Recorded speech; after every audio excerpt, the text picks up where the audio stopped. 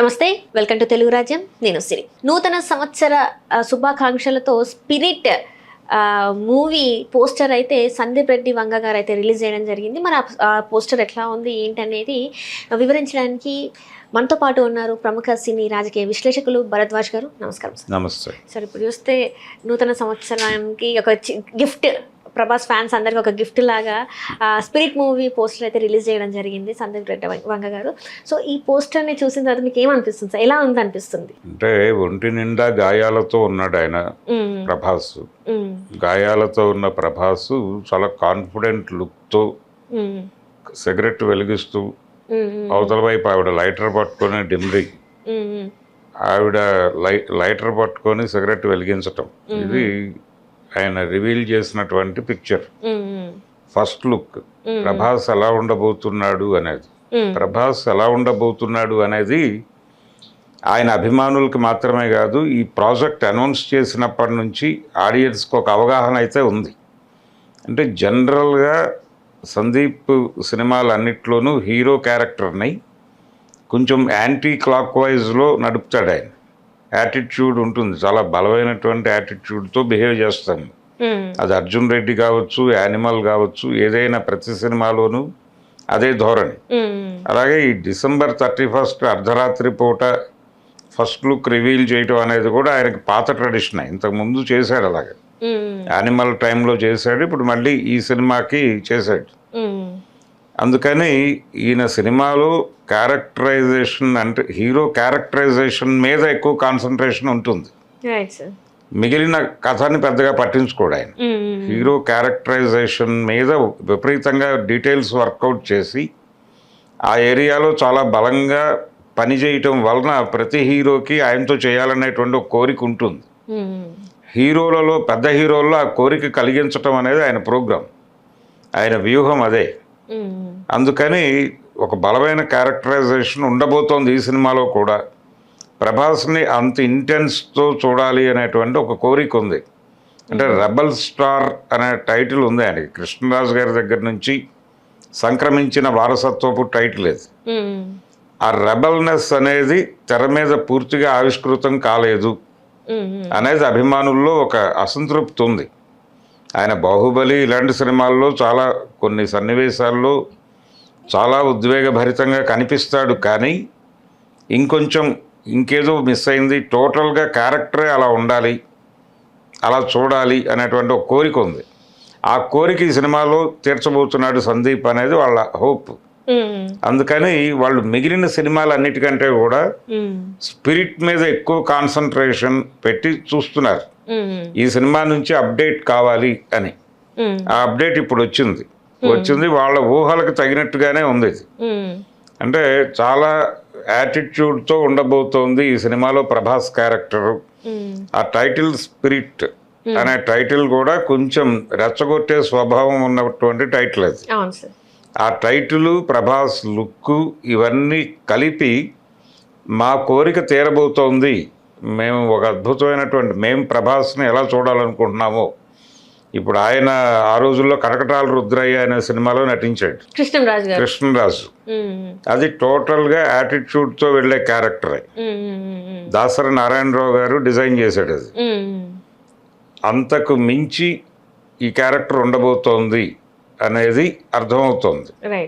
అందుకని చాలా హోప్స్ ఉన్నాయి వీళ్ళకి, అభిమానులకి ఉన్నాయి, సినిమా ప్రేమికులకు కూడా ఉన్నాయి. అలాగే సందీప్ సినిమాల్లో హీరోలు ఎలా ఉంటారు అనే దానికి సంబంధించి ఆల్రెడీ చాలామంది బుర్రల్లో సిద్ధాంత వ్యాసాలే ఉన్నాయి. ఇది పూరి జగన్నాథ్ నుంచి మొదలైనటువంటి ధోరణి. ఆయన కూడా హీరో క్యారెక్టర్ని యాంటీ క్లాక్ వైజ్లో నడిపిస్తాడు. అంటే స్ట్రాంగ్గా చూపెడతారు అనుకోవాలా సార్, లేకపోతే చాలా మొండిగా అని అనుకోవాలా సార్? స్ట్రాంగ్ అంటే యాటిట్యూడ్ ఉంటుంది, హీరో సెంట్రిక్గా ఉంటుంది. అంటే తను అనేటువంటి ఒక సెంటర్ నుంచి నడుస్తుంది ప్రతి సీను. అది అవతల క్యారెక్టర్స్ని విపరీతంగా సఫర్ చేస్తుంది. అది యానిమల్లో చూసాం మనం. యానిమల్లో ఆయన సినిమాల్లో హీరోయిన్లు బాధితులు అవుతారు. అది అర్జున్ రెడ్డి నుంచి చూస్తున్నట్టయితే అర్జున్ రెడ్డి నుంచి యానిమల్ వరకు అంటే ఒక అరగంట అని చెప్పొచ్చు సార్. ఆ క్యారెక్టర్ అరగెన్స్ ని చూపెడుతుంటది. ఎందుకంటే ప్రతిసారి చేయి చేసుకోవడం ఆడవాళ్ళ మీద. కాకపోతే ఏంటంటే వీళ్ళు తప్పులు చేస్తారు, అంటే అబ్బాయిలు తప్పు చేస్తే దాకా వెళ్తారు, కానీ అమ్మాయిలు మాత్రం అంతే కాన్స్టెంట్ గా, అంతే లాయల్ గా, అంతే ఇదిగా ఉండడం అనేది చూపెడతారు. ప్రతి ఒక్క సినిమాలో అదే అదే ఉంటుంది. అంటే ఆయనలో ఒక ట్రెడిషనల్ ఇది కూడా ఉంది. ఎవరిలో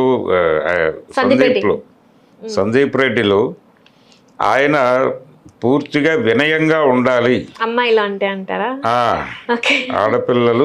ఆడపిల్లలు వినయంగా ఉండాలి. వాళ్ళు కుటుంబ విలువలకి అత్యంత ప్రాధాన్యతనిచ్చి ఉండాలి అనేది యానిమల్ సినిమాలో చాలా ఓపెన్ గానే. అంటే యానిమల్ సినిమాలో తన కుటుంబం కోసం, అంటే తన కుటుంబానికి సంబంధించినటువంటి ఒక రహస్యాన్ని తెలుసుకోవటం కోసం ఆయన ఇంకొక అమ్మాయితో ఎఫ్ఐఆర్ పెట్టుకుంటాడు. ఆ ఎఫ్ఐఆర్ పెట్టుకున్న విషయం తన భార్యకి తెలుస్తుంది.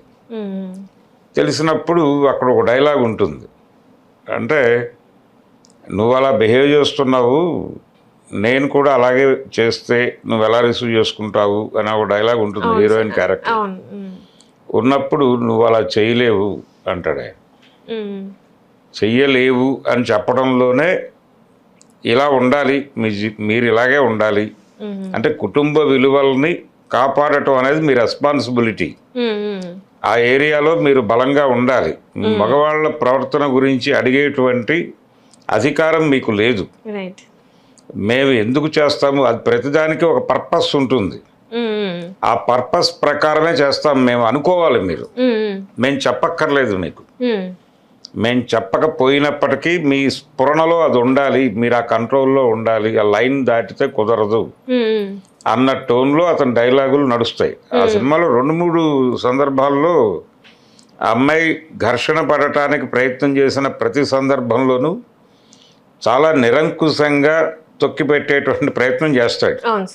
సినిమా మొత్తం మీద కూడా ధోరణి ఉంటుంది. అలాగే ఆ సినిమాలో అది నిజానికి అన్నదమ్ముల మధ్య ఘర్షణ అలా వెళ్ళిపోవచ్చు, కానీ ఈ సినిమాలో వాంటెడ్గా, యానిమల్లో వాంటెడ్గా అవతల ఫ్యామిలీని ముస్లింగా చూపిస్తాడు.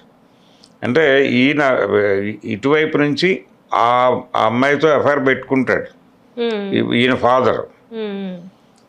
అది ఒక ధర్మానికి ఒక గ్లాని జరిగింది అన్నట్టుగా ఆయన ఎస్టాబ్లిష్ చేస్తాడు. ఆ సీన్స్ అన్నిటినీ ఎస్టాబ్లిష్ చేయటంలో ఆయనలో ఉన్నటువంటి ఒక హిందుత్వ పోకడని కూడా ప్రదర్శించాడు ఆ సినిమాలో. ఆయన సనాతన ధర్మము, హిందుత్వ ఇవన్నీ ఉంటాయి ఆయన సినిమాలో. ఇందులో కూడా ప్రభాస్కి ఈ స్పిరిట్ ఫస్ట్ లుక్లో ఏదో ఎక్కడో ఆయన నుదుటన ఒక బొట్టో లేకపోతే ఏదో విభూది రేఖో ఏదో ఉన్నట్టుగా కూడా ఒక ఇంప్రెషన్, అనుమానం కలిగే ఇంప్రెషన్ ఇచ్చేలాగా ఉంది అది. మళ్ళీ ఆ నోట్లో సిగరెట్ ఉంటుంది, అవతల వైపు లైటర్ వెలిగిస్తుంది ఆవిడ. ఇవన్నీ ఉంటాయి. మళ్ళీ ఇవన్నీ ఉంటూనే అంటే మోడర్న్గా కనిపిస్తున్నటువంటి ఒక సనాతన, అలాంటి ఒక యారగెంట్గా ఉండేటువంటి ఒక ధర్మాన్ని నిలబెట్టే పేరుతో ఎవరి మీద అయినా సరే విశృంఖలమైన హింస చేసేటువంటి క్యారెక్టర్లో ప్రభాస్ని వాళ్ళు చూడాలనుకుంటున్నారు అభిమానులు. మీ ఆకలి నేను చేర్చబోతున్నాను అన్నట్టుగా ఆ లుక్ రివీల్ చేశాడు ఆయన. అది అంటే డెమోక్రటిక్గా ఆలోచించటము, డెమోక్రసీ అనేది ఆయన సినిమాల్లో ఉండదు. ఏకపక్షమే, వన్ సైడ్ హీరో కొట్టుకుంటూ వెళ్ళిపోతాడు ఎవరినైనా సరే. అందరూ లొంగి ఉండాలి హీరోకి. లొంగకపోతే చంపేస్తాడు. లొంగుబాట, సరెండరా, లేకపోతే ఎన్కౌంటరా, ఇదే programme. Okay sir, right. Thank you so much sir. Thank you.